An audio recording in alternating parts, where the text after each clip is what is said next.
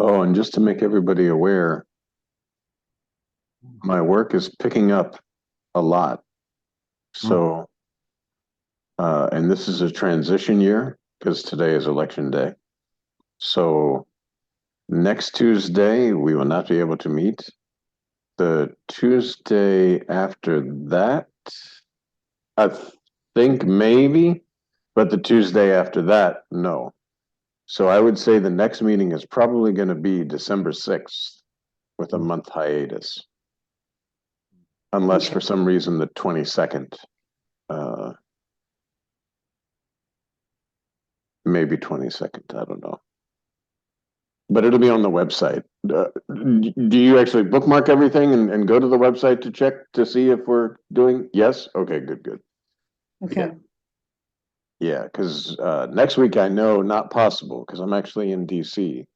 And then the following week is the Thanksgiving week, which that'll be kind of hectic and busy. And then the week after that, I'm also back in DC with the new members and stuff. So yeah, I would say December 6th would probably be the next one.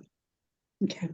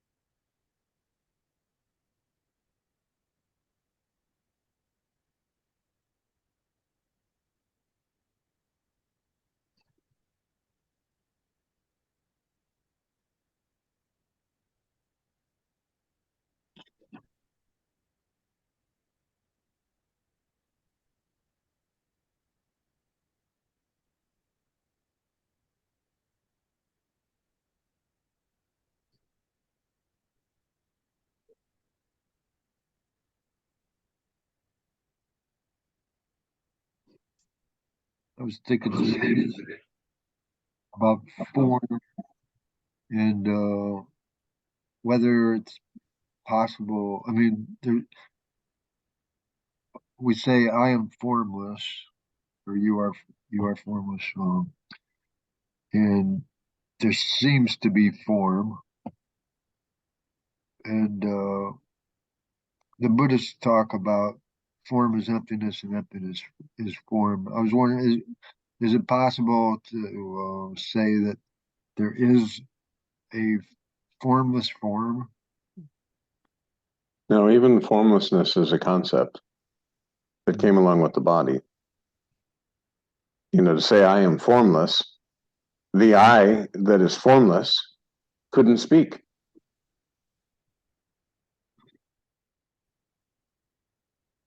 It couldn't speak if there was no form. Yeah, I mean, you spirit click with the body, you say I. Same thing in your dream. Tonight you lay down and dream, and from this formlessness, an entire dream world is projected that seemingly has a physical manifestation. And within the dream, identified as a dream character, there is a form-based reality that is appearing. But So it's arising from formlessness. So you can't really say, oh, all of this form came from formlessness, because even the formlessness is just you're dreaming. And you don't know this until you wake up on the other side and you say, oh, that was just a dream. But while you identified with a character within your dream, you see a world. And you see material things. You can walk up to a tree in your dream and knock on it and say, wow, it's solid. You know, that's form. But how? but it's only temporary, and so it's not, and it's changing, so it's not real. It's an appearance within your own self, but also your little dream character, is an appearance within your own self. Because here, if we were trying to be intellectual, the body of Keith is laying down sleeping, and then poof, all of a sudden now Keith is dreaming, and he's dreaming about the whole world with people in it, maybe even carrying on conversations. So And nothing is real, nothing is happening. You don't know this until you wake up on the other side of your dream. You get up in the morning and you say, "Oh, wow." Or like we said, you're having a nightmare of drowning, and you wake up and you're not wet.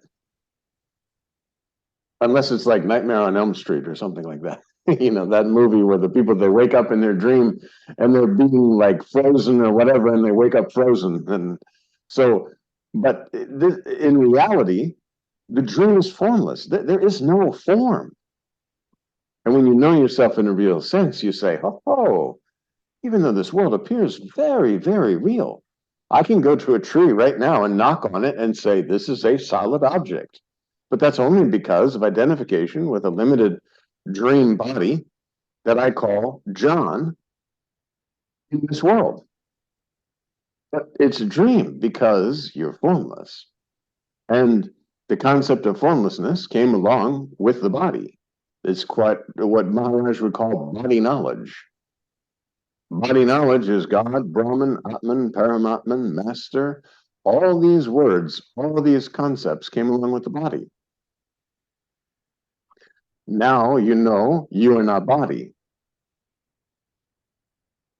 So if formlessness was a concept that came along with the body and you're not body, what is formlessness?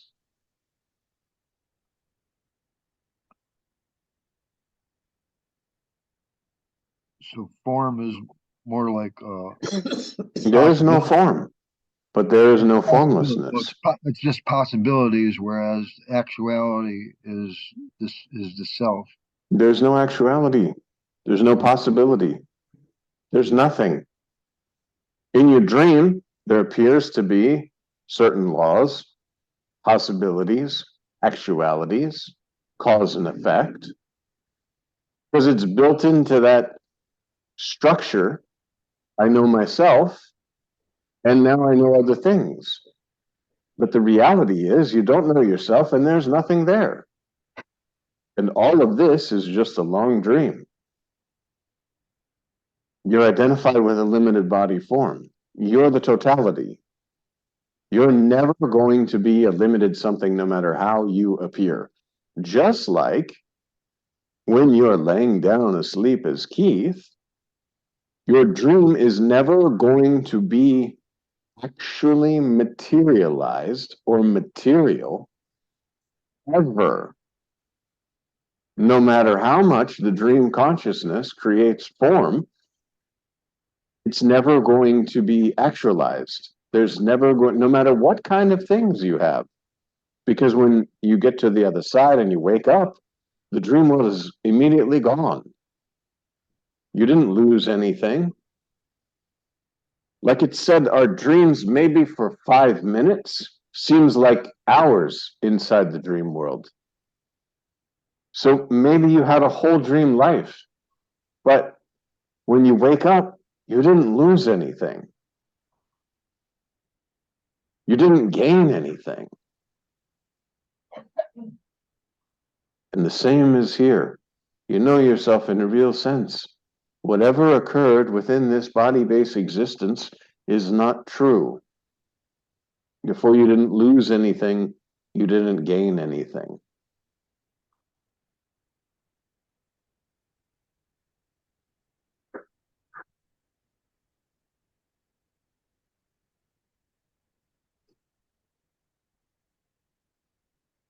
And again, we have to break this concept of individualization. When this body falls, as we all know, the experience of Keith and Alan and Trish will continue. Because that you are never was a limited something. See, we sit there and say, okay, this body is gone, the world experience is done. But there's no world experience now, just like in a dream. The consciousness that creates the dream world is not experiencing the dream. The conceptualized dream body that's within the dream world, that's experiencing the so-called material world, is the experiencing media. Just like we can't have this talk without this laptop. Well, I can't, at least on my end. If I didn't have this laptop, we couldn't do this Zoom. So this laptop is providing the media for the Zoom to appear. So could you say presence is present, but nothing within the presence is present? This, again, you don't have to say anything. You have to remain with yourself as self. Because you're prior to words. We can come up with a lot of, like Maharaj says, so many spiritually fancy words. The ways of saying things, ways of... which are meaningless. Ultimately, anything that can be said is true and untrue at the same time, because it's said within the bubble of illusion. Tonight when you dream, you could dream that the sky is red. And the people in the dream say, oh no, the sky is blue. No, the sky is red. Look, it's red. And neither is true and neither is false because there is no sky. But you don't know that until you wake up. And waking up is simply to know yourself in a real sense. You are not body, you were not body, you're not going to remain the body.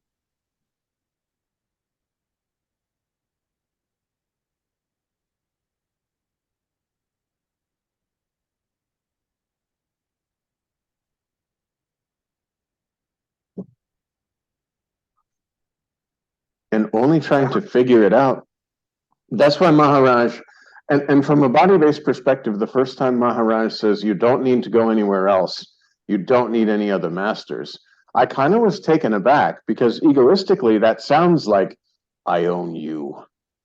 You know, like all the horror stories that we hear in America of the guru who's going to lock you down and all this kind of stuff. You don't need to go anywhere else. But that's not what he's saying at all. Because when you know yourself in a real sense, you know that you're everything, you are all that is. Yet you're experiencing yourself as something limited. And if you go to another place, you may find someone who says, oh, no, no, no, you're not everything. You're not this, you're not that. There's like Brahman, and then there's Paramatman here, and then Brahman separates into Atman, and you are the experience of Atman, but Brahman is greater than your own self. What? Or worse, he may say, oh, no, no, no, no, you are not Brahman. I am Brahman. Yes.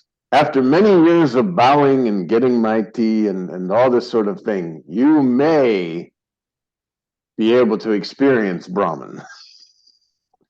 Or like the people who hang around the masters and say, oh, in your presence. And a true one, like Maharaj, he said, no, no, no, you can be in America. You can be in your own ashram anywhere. You don't have to be here specifically. If you want to travel to India and you have some time, okay, come to India. But he never said you have to be in the master's presence like this, because he knew himself not as a physical body form.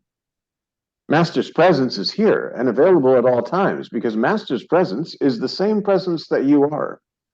Once you remove this concept of individuality, which is a blocker, you know. So it's like existence appearing to speak to existence. The speaker and listener are one and the same.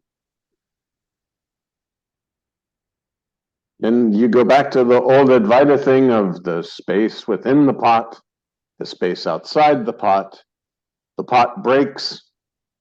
What happens to the space? Well, the space is everywhere, inside and outside the pot. And even if you go down now scientifically to a molecular level, the pot itself is space, because there's space within each molecule that seemingly makes, quote, a pot. So existence is space, but not limited to space. It's only present. And again, all this can be done. Just remain with your selfless self. Try to find a question when you are here.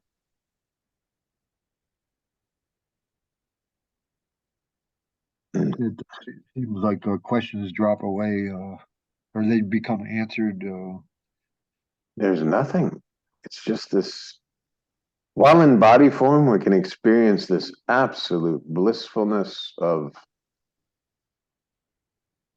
beyond bliss. And no questions can come. Why would you disturb yourself with a question?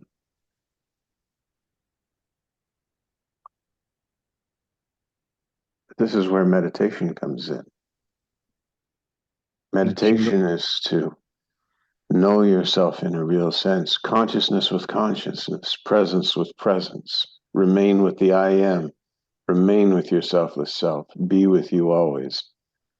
And then anytime, anywhere, just die, just die. Eyes open, eyes closed, doesn't matter because you don't have eyes. It's just this.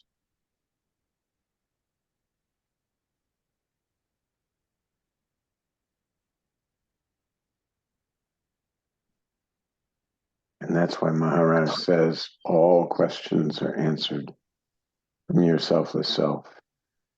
But they're not answered with words because your selfless self is prior to words. If you're answering with words, then you're using mind. And mind can come up with a lot of really wonderful answers to all the various questions so that you keep supplying power, because without your power, mind is not. And you just hear.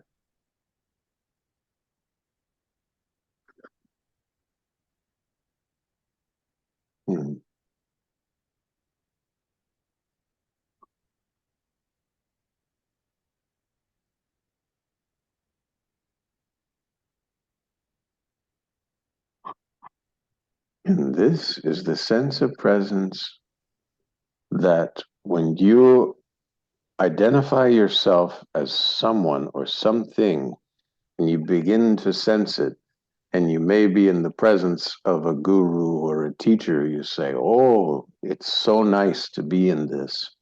But this is your own self. And all the true ones will say, this is your own self. As Maharaj says, I'm not performing any miracles. You remain with your selfless self, and no matter where you are, there's nowhere you cannot be, because you know, it's, and once you get a little taste of yourself, it's this selfless self-intoxication. In the beginning, it may take some time to kind of fall back into yourself, but after a while, it becomes just like, okay, when I'm not trying to be anything else or to go outside in the world or to conceptualize it all, I just remain here.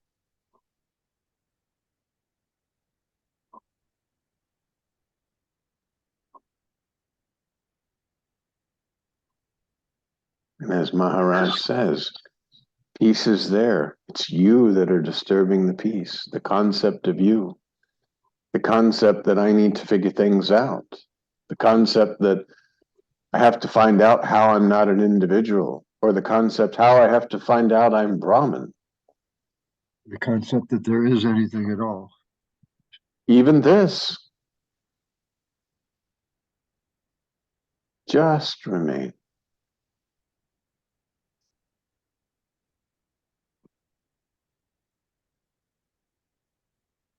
And when you sit for meditation, Maharaj says, he says, just sit, see what's there. If you say, oh, busy mind, all these thoughts, okay, just let those be and remain with yourself with self. The thoughts say, oh, I'm thinking too much. Okay, you can, no need to create a thinker that's thinking too much. I'll just remain with myself. If a thought passes, it obviously wasn't there very much in the first place. All thoughts are like this, because if there's no you, if you're not identified as something, what thought can be about nothing? And not the concept of nothing, because you can have many thoughts about the concept of nothing. But truly, when you remain with your selfless self, what thought could be about you? That's how we've talked about the black and white TV and the colored TV. And the mind suddenly is giving you like black and white. And you're like, wait a minute, but the world is color. No. But pay attention to this black. It's very interesting stuff, you know? And you're like, no, man, I see you. So when you know yourself as formless, all this form is just like the dream.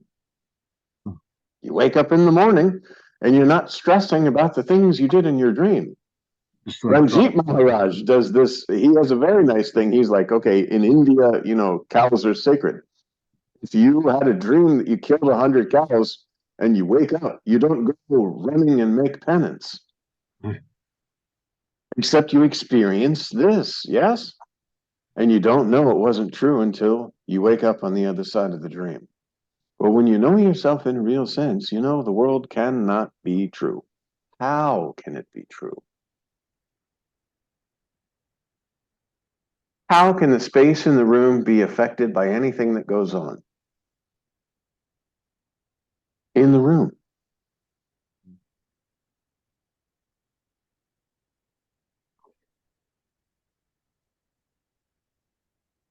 it seems real because you give it reality.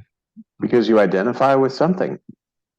If you identify and give yourself a limited identification, a local identification, I am here, I am this, then of course all the objects around you seem to be true to you that you believe yourself to be. Just like, again, the example, the space in the room. This is a lump of 5 elemental goo with nothing. But the space in the room clicks with this body.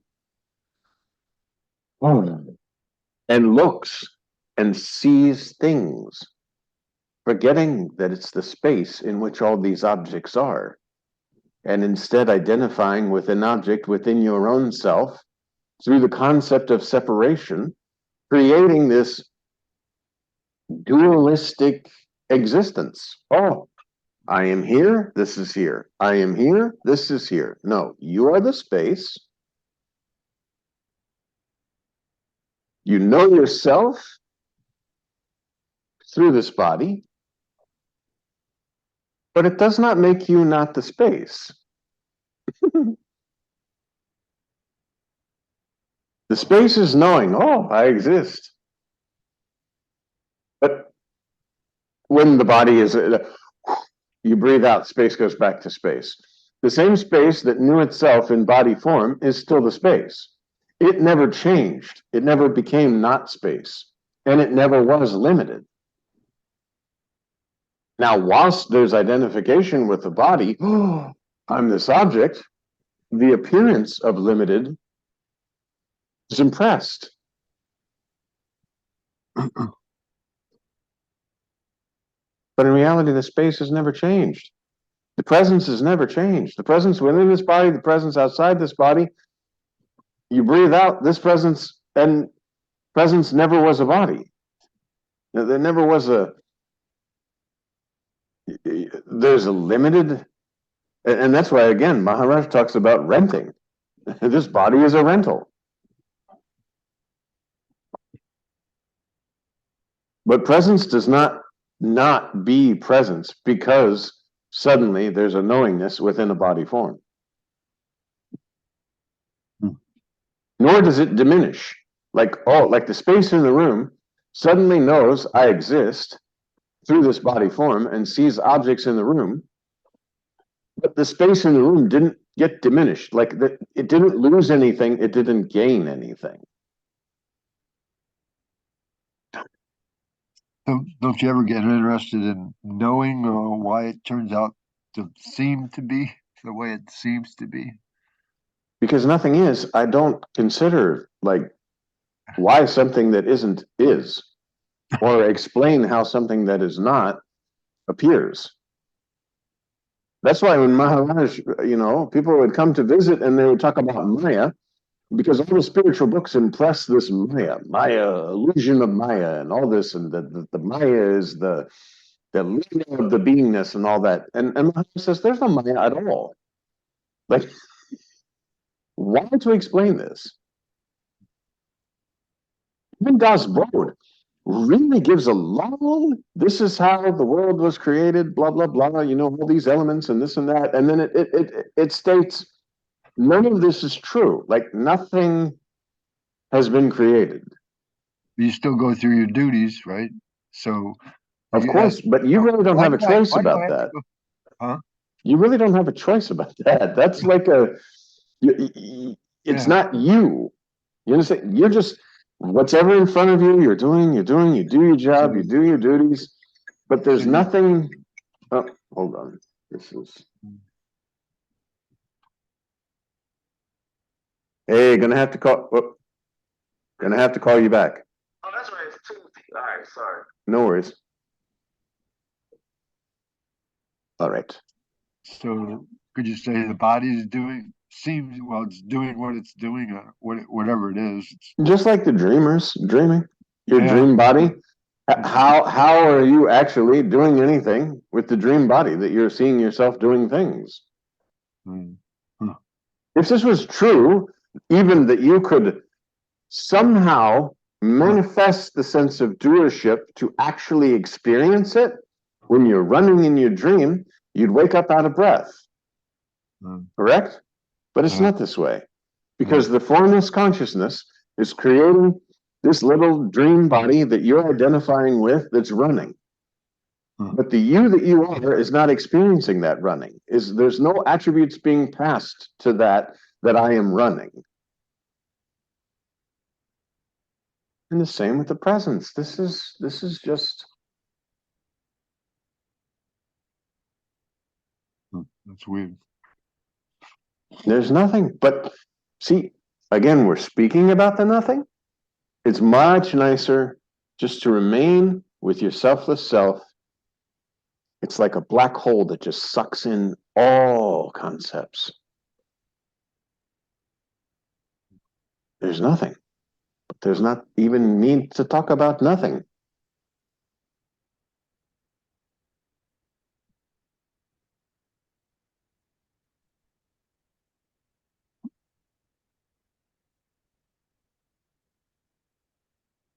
I better not tell anybody this. There's no people.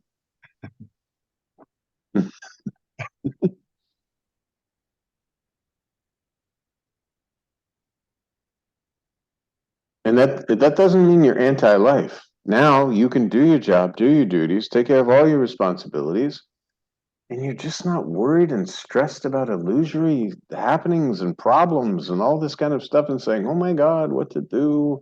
Oh, this is so terrible. Or not. I mean, you could do that in your dream tonight. You could go to sleep and dream that, oh man, it's the apocalypse is coming, the world is ending and all this, and be terribly upset about it. The whole dream, your whole dream can be like running and trying to save yourself and save your family and all this sort of thing. And then you wake up on the other side. It's like, oh, wow, that was a crazy dream. And it really seemed real. It's perfectly gone. It's absolutely gone. But it never was. Like, where's the little dream world where you were experiencing running from the apocalypse? Like, it was an imaginary thing. Conceptualizing based on a limited identification, a local identification within the dream existence.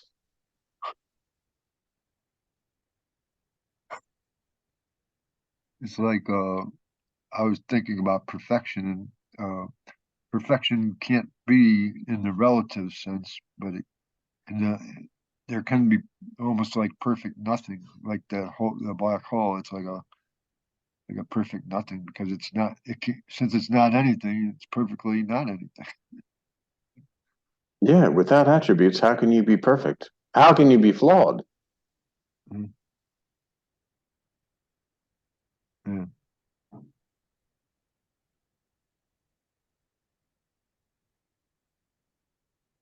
So it's not about forgiveness or at that point anyway. At, When you know at the yourself in a super, real sense. But forgive and forget will happen spontaneously because there's no one. See, when you know yourself in a real sense, there's not there's no it's not reason me for it. against you anymore. Yeah, It's good. it's it's looking at the mirror and seeing all the hundreds of images and knowing that none of them are true, regardless of if they're shaped differently or look Nothing, differently. They're nothing, they're they're bl- they're, they're projections. nothing to blame, right? Well, but there's no blame because there's no cause and effect. Again, everything comes down to if you are identified as a limited body form, then these things appear true. When you know yourself in a real sense,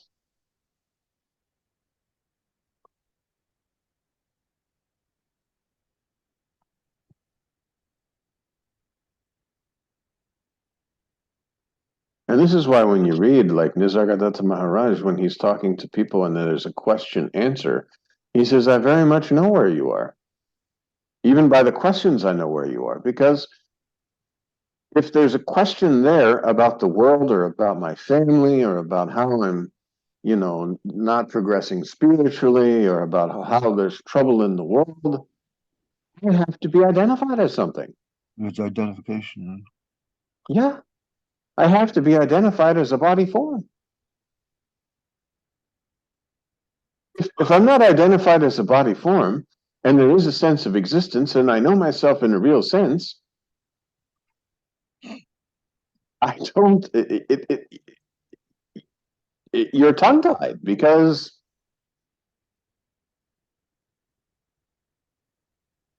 It's interesting to me that I used to read psychology, and uh, I used to read about Freud talking about the id and stuff, like the id, like the id is separate from the ego and stuff. But then many years later, I read that actually what Freud meant by the id was just the fact of being able to identify something or other. So well, and that's again, within the body-based solution, we have a lot of body knowledge. We have libraries filled. And within the body-based illusion, okay, there's libraries filled of knowledge. And as long as you have a body, there's knowledge that's available. But just like in a dream, if you were to go to a library in your dream, you would see shelves and shelves and shelves of books, but it's about the body-based knowledge, and you are not body. Prior to body, there was no knowledge. While you're in this body-based illusory existence, you can say, there's knowledge. I can go to college and learn new things. Okay.